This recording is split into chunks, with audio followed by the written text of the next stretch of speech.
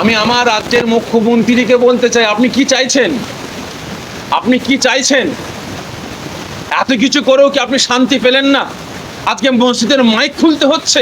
ছি ছি ছি ছি ছি, আপনারা কাপুরুষের মতো কাজ করছেন।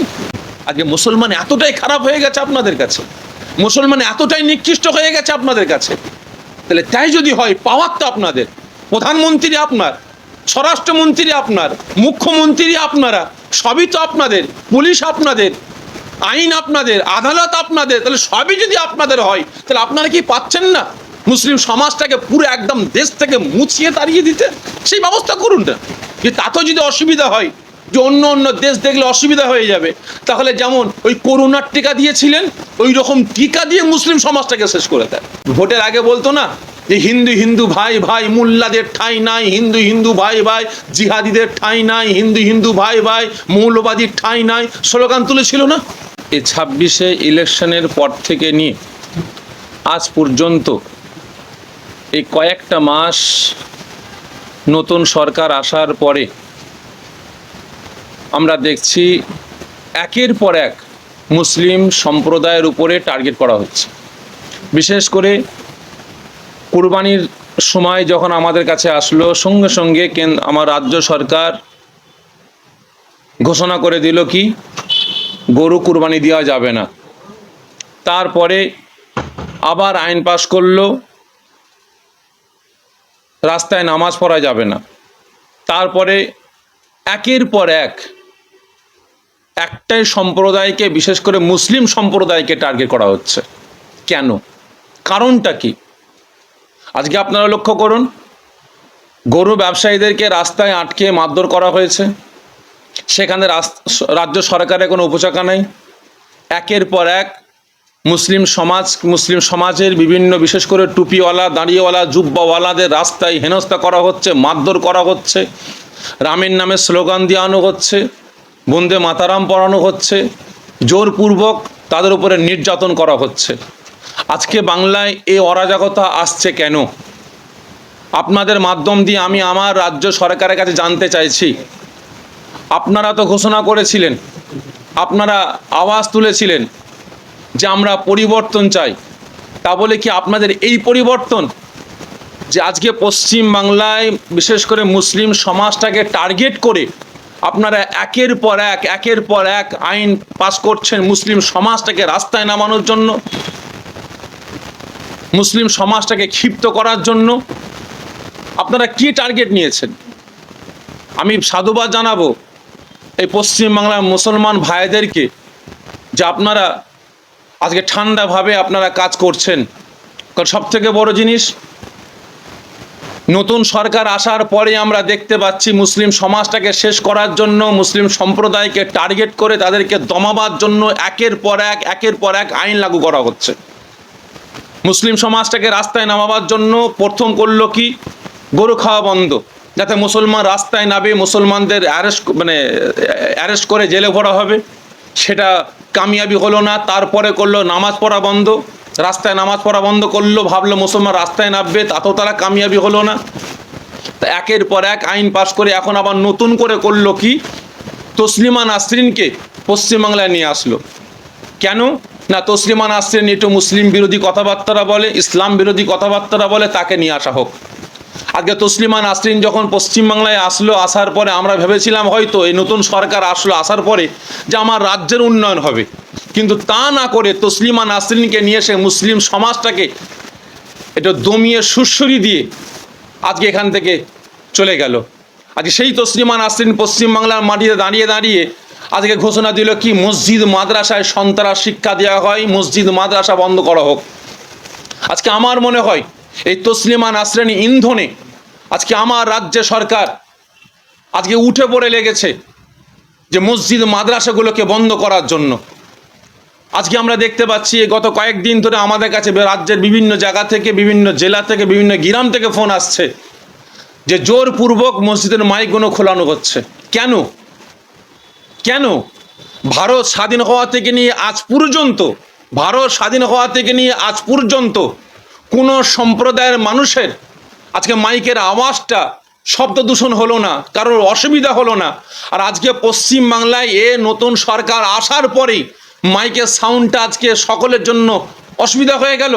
মসজিদের মাইক খুলতে হবে, মন্দিরের মাইক খুলতে হবে, গির্জার মাইক খুলতে হবে। এখনো পর্যন্ত আমার রাজ্যের কিছু কিছু ব্যক্তিরা দেখছি তারা অন্ধের মতো, তারা আজকে এই মানসিকতার সাথে যুক্ত হয়ে গিয়ে আজকে তারা উঠে পড়ে লেগেছে। তারা মসজিদের মাইকগুলো খোলানো করাচ্ছে, মন্দিরের মাইকগুলো খোলানো করাচ্ছে, গির্জার মাইকগুলো খোলানো করাচ্ছে। কেন? আজকে আমি আমার রাজ্যের জনগণের কাছে আমি জানতে চাইছি, আমি প্রত্যেকের কাছে আমি অনুরোধ করে বলছি, আপনারা কি এতটাই বোকা, এতটাই বোকা? আজকে নতুন রাজ্য সরকার ঘোষণা করেছিল আমরা ক্ষমতায় আসলে আমরা দেবো 3,000 টাকা অন্নপূর্ণ দেবো, আমরা বেকার ভাতা দেবো, আমরা ইটা দেবো, ওটা দেবো, গ্যাসের দাম কমাবো, পেট্রোল ডিজেলের দাম কমাবো। আজকে কটা করেছে? কটা জিনিসের দাম কমিয়েছে? আপনারা কৈফিয়ত নিন রাজ্য সরকারের কাছ থেকে। আজকে এই সরকার আসার পরে একের পর এক শুধু মুসলিম সমাজ নয়, প্রত্যেকটা ধর্মের মানুষদের উপরে শাসন শোষণ করে যাচ্ছে। আর তারপরেও আমার দেশের জনগণ আমরা মুখে কুলু কেটে বসে আছি, এবং এক শ্রেণীর জনগণ দেখছি আবার তাদের তালে তাল মিলিয়ে আজকে মুসলিম সমাজের উপর আক্রমণ চালিয়ে যাচ্ছে। তাই আমি আজ আপনাদের মাধ্যম দিয়ে আমি আমার রাজ্যের জনগণের কাছে, শুভবুদ্ধি সম্পন্ন এই দেশের নাগরিকের কাছে আমি অনুরোধ করব, জোরহাত করে অনুরোধ করব, আপনারা রাজ্য সরকারের কাছে কৈফিয়ত নেন। আপনারা জিতার আগে, মসনাদে বসার আগে আপনারা যে যে ওয়াদাগুলো করেছিলেন সেই ওয়াদাগুলো আপনারা পূরণ করুন। আজকে একের পর এক ওয়াদা পূরণ না করে, অসহায়ীদের আর্থিক সহযোগিতা না করে, চিকিৎসার ব্যবস্থা না করে, আজকে চাষিরা চাষ করছে, ফসলের দাম পাচ্ছে না। আজকে আলু চাষিরা চাষ করেছে, সারের দাম আগুন হয়েছে, কিন্তু এখনো পর্যন্ত সেই আলু এখনো পর্যন্ত চাষিরা বিক্রি করতে পারছে না। কারণ এক বস্তা আলুর দাম এখন স্টোর হয়ে গেছে 100 টাকা, 110 টাকা। তাহলে চাষিরা যাবে কোথায়? আজকে জনগণ বাঁচবে কিভাবে? আজকে জিনিসের দামগুলো আগুন আকাশ ছোঁয়া হয়ে যাচ্ছে, জিনিসের দাম বেড়ে যাচ্ছে। আজকে রাজ্য সরকারের এদিকে কোনো উপচাকা নাই, মানুষ বাঁচবে কিভাবে, জনগণের পাশে থাকবো কিভাবে, এদিকে কোনো উপচাকা নাই। আজকে রাজ্য সরকার একের পর এক আজকে মুসলিম সমাজকে টার্গেট করে আজকে প্রত্যেকটা সম্প্রদায়ের মানুষগুলোকে আজকে শেষ করার চক্রান্ত করছে। অবিলম্বে এগুলো বন্ধ করতে হবে। আর বিশেষ করে আমি আপনাদের মাধ্যম দিয়ে আমি আমার পশ্চিম বাংলার যত মসজিদ কমিটি আছে, মসজিদের ইমাম আছে, মুসলিম উম্মার কাছে আমি অনুরোধ করব, জোরহাত করে বলবো, আপনারা শান্তি সম্প্রীতি বজায় রাখুন। তবে এটুকু বলবো, বিভিন্ন জায়গা থেকে যে সমস্ত মানুষ ফোন করছেন যে মসজিদের মাইক খোলা হচ্ছে, জোরপূর্বক মাইক খোলা করাচ্ছে, আমি প্রত্যেকের কাছে জোরহাত করে বলবো, পায়ে ধরে বলবো, আপনারা মসজিদের মাইক খুলবেন না, মসজিদের মাইক আপনারা খুলবেন না। প্রয়োজন হলে যারা যাচ্ছে আপনার কাছে তাদেরকে দিয়ে মাইকটা খোলা করান। মহামান্য আদালতের রায় যে শুধু পশ্চিম বাংলা নয়, সারা ভারতবর্ষ জুড়ে আপনার বাণিজ্যিক এলাকায় 65 ডেসিবেল, রাতে হচ্ছে 55 ডেসিবেল, শিল্পাঞ্চল এলাকায় 75 ডেসিবেল, রাতে হচ্ছে 70 ডেসিবেল, আবাসিক এলাকায় আপনার দিনে হচ্ছে 55 ডেসিবেল, রাতে হচ্ছে 45 ডেসিবেল, সাইলেন্ট জোন দিনে হচ্ছে 50 ডেসিবেল, রাতে হচ্ছে 40 ডেসিবেল। আমরা সেই আইন মেনে আমরা প্রত্যেকে আমরা মাইকের সাউন্ডটা বাজাবো। প্রয়োজন হলে আমরা আরও সাউন্ড কমিয়ে দেবো। যেখানে 70 ডেসিবেল কথা হয়েছে সেখানে আমরা 50 ডেসিবেল করব। যেখানে করা হয়েছে 45 ডেসিবেল সেখানে আমরা 40 ডেসিবেল করব। কিন্তু মাইক আমরা খুলব না। যারা প্রয়োজন মনে করবে তারা এসে মাইকটা খুলুক। এবং প্রত্যেকটা মসজিদ কমিটি সহ ইমামের কাছে আমি অনুরোধ করব, যারা খুলতে আসবে তাদের কাছে আপনারা কৈফিয়ত নিন যে আপনারা মাইক খুলতে আসছেন, আপনার কাছে কি নোটিশ আছে।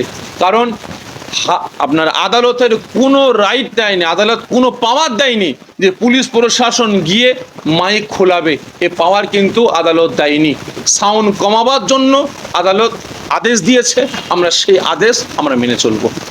দেখেন, সব থেকে বড় জিনিস হচ্ছে আমার বর্তমান রাজ্য সরকার এখন কি করবে কোনো কিছু খুঁজে পাচ্ছে না, কিছু খুঁজে পাচ্ছে না। প্রত্যেকটা জায়গায় ইনি ফ্লপ খেয়ে যাচ্ছে, প্রত্যেকটা জায়গায় ফ্লপ খেয়ে যাচ্ছে। আজকে আপনি দেখেন অন্নপূর্ণা যে আপনার যোজনা যারা করেছে, এখনো পর্যন্ত মহিলারা সে টাকাটা পায়নি, বেকার ভাতা পায়নি। অনেক অনেক জায়গায় খবর পাচ্ছি আপনার স্কুলের টাকাটাও লেট করছে, মাদ্রাসার আপনার শিক্ষকদের মাইনেটাও লেট করছে। তা ইনি কি চালাবে বলতে পারছি না। তবে ইনি পাস করেছিলেন গুন্ডা দমন আইন, তবে ওটা গুন্ডা দমন আইন নয়, মোল্লা দমন আইন করার চেষ্টা করেছিলেন।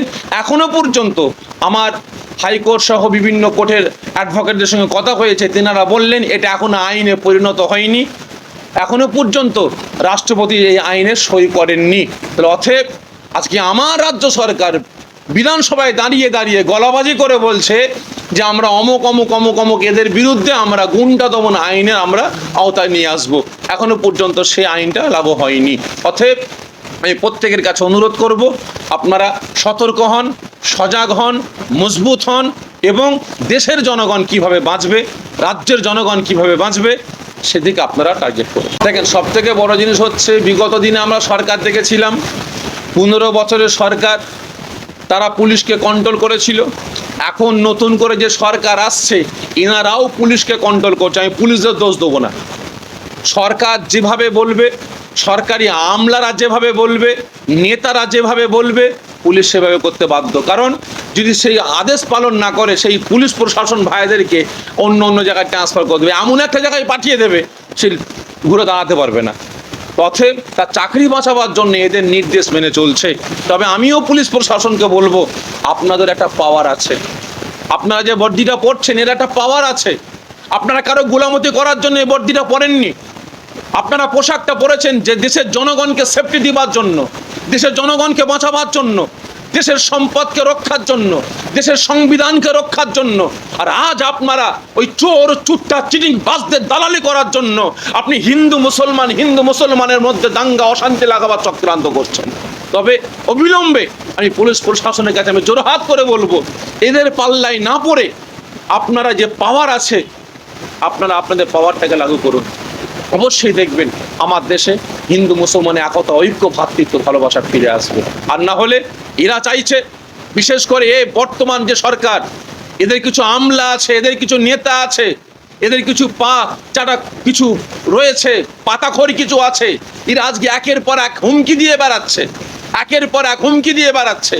আগামী 16 তারিখে নাকি এরা আপনার একটা ব্যবস্থা করবে পশ্চিমবাংলায়, মুসলিম নিধন করার পরিকল্পনা করছে। আবার কেউ কেউ হুমকি দিচ্ছে যে 2 ঘন্টা আমাদের ছাদ দেওয়া হোক, আমরা মুসলমানদের কুচুকাটা করে ভাগীরথীতে ফেলে দেবো। এটা আমি বলছি, পুলিশ প্রশাসনকে বলছি, আপনারা 2 ঘন্টা নয়, ওরা চেয়েছে 2 ঘন্টা, আর আমি সাফেরি সিদ্দিকি বলছি ওদেরকে আপনি 24 ঘন্টা সময় দেন, 24 ঘন্টা ওদেরকে সময় দেন মুসলিম নিধন করার জন্য, দেখি ওরা কেমন মুসলমানদের নিধন করতে পারে। এর বিরুদ্ধে কোনো সরকার স্টেপ নেবে না। আজকে পোস্টে এক এক রকমভাবে কমেন্ট করছে, এক একজন এক এক রকম বক্তব্য দিচ্ছে, এদের বিরুদ্ধে কোনো আইন ব্যবস্থা নেই। আজকে মুসলমান কোনো কাজ করতে গেলেই তাদের বিরুদ্ধে চড়াও হচ্ছে, তাদেরকে অ্যারেস্ট করা হচ্ছে। কেন? আজকে মুসলমান এতটাই খারাপ হয়ে গেছে আপনাদের কাছে, মুসলমান এতটাই নিকৃষ্ট হয়ে গেছে আপনাদের কাছে। তাহলে তাই যদি হয়, পাওয়ার তো আপনাদের, প্রধানমন্ত্রী আপনার, স্বরাষ্ট্রমন্ত্রী আপনার, মুখ্যমন্ত্রী আপনারা, সবই তো আপনাদের, পুলিশ আপনাদের, আইন আপনাদের, আদালত আপনাদের। তাহলে সবই যদি আপনাদের হয় তাহলে আপনারা কি পাচ্ছেন না মুসলিম সমাজটাকে পুরো একদম দেশ থেকে মুছিয়ে তাড়িয়ে দিতে? সেই ব্যবস্থা করুন না।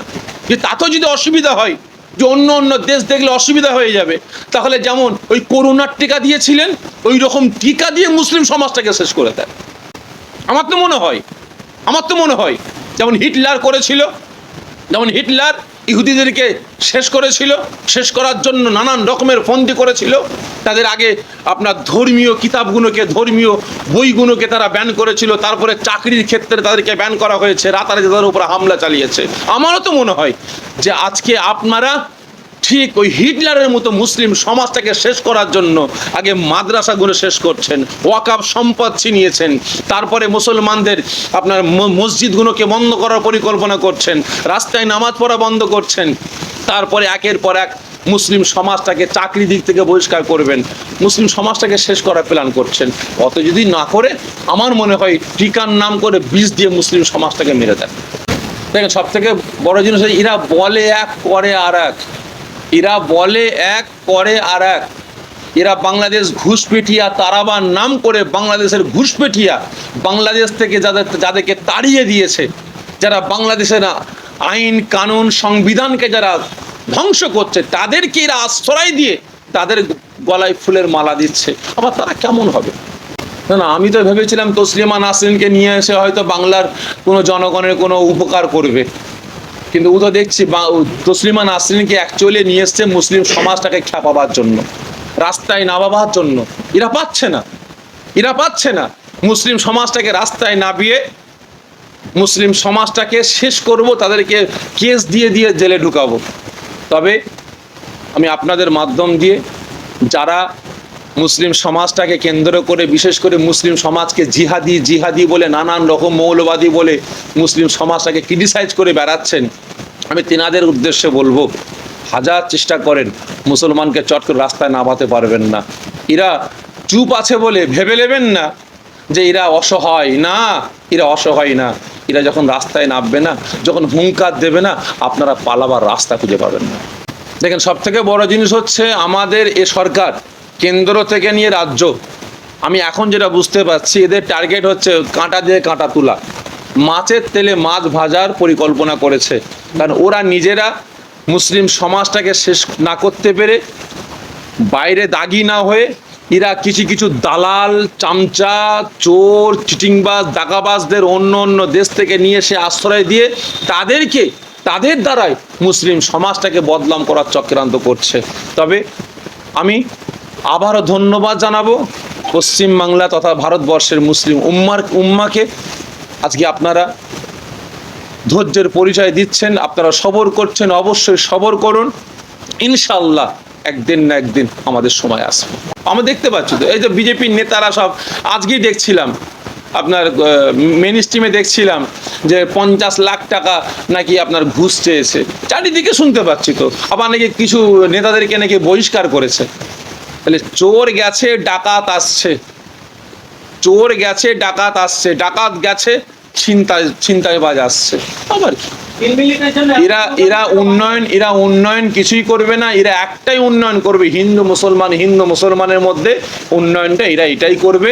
তাছাড়া আমার দেশের জন্য, দশের জন্য, জনগণের জন্য কোনো উন্নয়ন করবে না। যে তাই করতো, এরা ভোটের আগে বলতো না যে হিন্দু ভাই ভাই, মোল্লাদের ঠাঁই নাই, হিন্দু ভাই ভাই, জিহাদিদের ঠাঁই নাই, হিন্দু ভাই ভাই, মৌলবাদীর ঠাঁই নাই, স্লোগান তুলেছিল না? তাহলে আজকে আমরা দেখছি এরাই যখন পাওয়ারে এসেছে, ওই হিন্দু ভাইয়েরা পেট্রোল নিচ্ছে আর মুসলমান ভাইও পেট্রোল নিচ্ছে। মুসলমানদের জন্য 200 টাকা লিটার হয়নি, আর হিন্দু ভাইদের জন্য 50 টাকা লিটার কম হয়নি।